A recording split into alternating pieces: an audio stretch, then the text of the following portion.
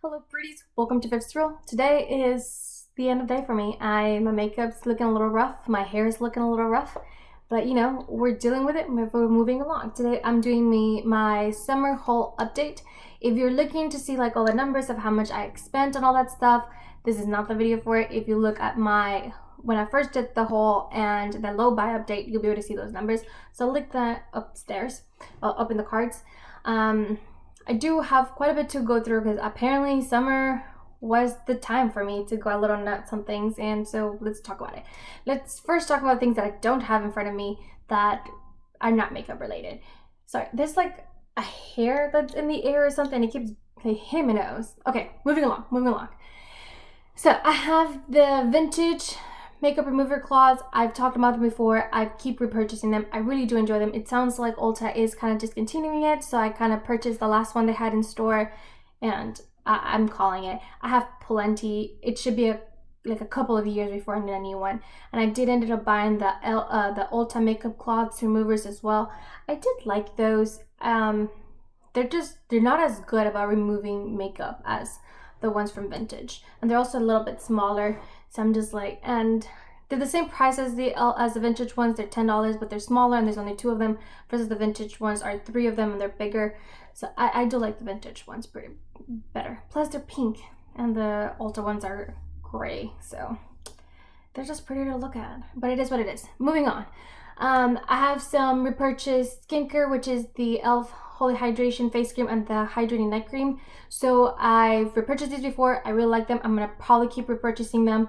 I really do enjoy them. Nothing there. The Super Goop Everyday Sunscreen. I really enjoy it. I repurchased it. I'm going to keep repurchasing it. It's just a really good one.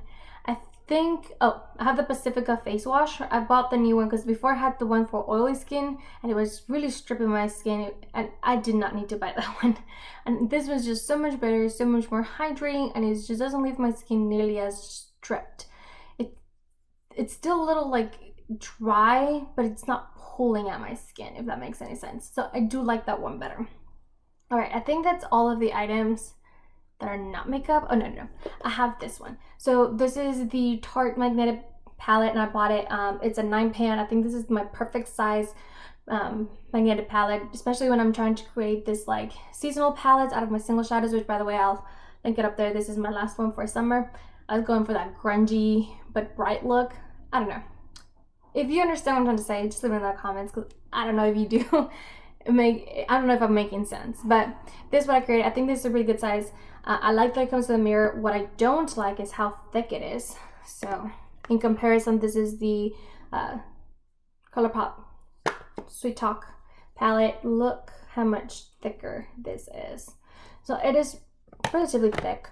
I don't like that, but I do like the size, the 9 pans, the mirror, and there's actually something kind of cool about the military. It's kind of has a nice weight to it. It does feel pretty nice. All right, I have some repurchased items, which is the Essence Lash Princess mascara. I do really like this mascara. I would repurchase it if it wasn't because I want to try the waterproof version. Raw Beauty Christy tested out where her fans was telling like, you know, try waterproof mascara and it'll help you keep your lashes up, and she tried it and it worked, and I was like, maybe I should try that too because I really struggle with keeping my eyelashes up. So I really want to try that out. So looking forward to it. My puppies here. Sorry over here. And then I repurchased the e.l.f. HD powder. I've been going through these powders pretty much every 3 months. I ended up buying a new one. I did end up finding a new technique that kind of helps me lose less powder but still gets the job done. And honestly, this packaging is just not, I don't think you're gonna be able to tell, but as soon as you close it, there's like powder that comes out of it. It's just not very good. You're definitely losing some product by the packaging alone. But I mean, even though I am repurchasing it a lot, it's only $6. I just kind of wish to sell it at a bigger price. And I say that every time I talk about this product in my updates, but I keep liking it. I haven't found a powder that does the same that this does. It's like blurring without being drying and gets everything kind of really nicely done and well set. I really do enjoy this powder. All right, so now let me just go down the line about new makeup that I brought in. So I do have the Colourpop BFF liquid liner. I do really like this. I ended up putting it in my Harry Potter project pan. I'll link it up there. I like it so much that I had the Colourpop like pot liner, and I told my sisters, like, not told, but I asked her, do you want it? And she was like, yeah, I'll take it. So I ended up decluttering it actually, and I don't have it with me no more, but this I really liked so far. Let's see, I have the Colourpop Sweet Talk palette, which was just right here. This one right here. I actually really like this palette. I feel like it was completely overhyped, and I talked about this in my eyeshadow palette tag, and I'll link that up there. I really do like this palette. I really do. The colors are right up my alley. No way. No way. The shadow just like popped out of the pan, like the pan's still inside, and what in the hell? That's never happened to me with a Colourpop palette. It's the Super Shock Shadow one. This is the side to side. It just completely came off. Okay, will it happen again if I flip it over? Oh my god, I'm so scared now. That's never happened to me before, not with Colourpop. Okay, it looks like I was able to put it back in there, and I don't want to be too rough with it, but I want to make sure that it's like, it's there. Hold on a second, guys. Somebody's calling me. Okay, I'm back. That really scared me. I've never had that happen. By the way, that's such a pretty shade, right? Where like the shadow just like came out. I'm actually a little glad that it was a Super Shock shadow and not one of the powder ones, because at least that was, because it's like kind of like putty, kind of all stayed together, so I was able to like save it and put it back in. Sorry guys, there's the little thing, and put it back inside. And it fell on my leg, so it's not like it fell on the ground or anything. I don't think my leg's been contaminated, but there it is. It was salvageable. Yes, salvageable. But that was the thing. Anyway, back to the palette. I do really like this palette, and I like this color story. There's just a couple of things that I'm not 100% in love with. And granted, this is my fault, because I knew this coming into this palette, and I still did it. So there is these two shadows right here that are glitter shadows. I don't love glitter shadows. I've said this before. Things just love to fall into my eye, and I'm really scared of putting glitter in my eye, just because things naturally fall into my eye all of the time. And then the other thing is these two shades right here, they look a bit different in the pan, I will say that. But then once you put it in the eye, there's very little difference in tones between the two.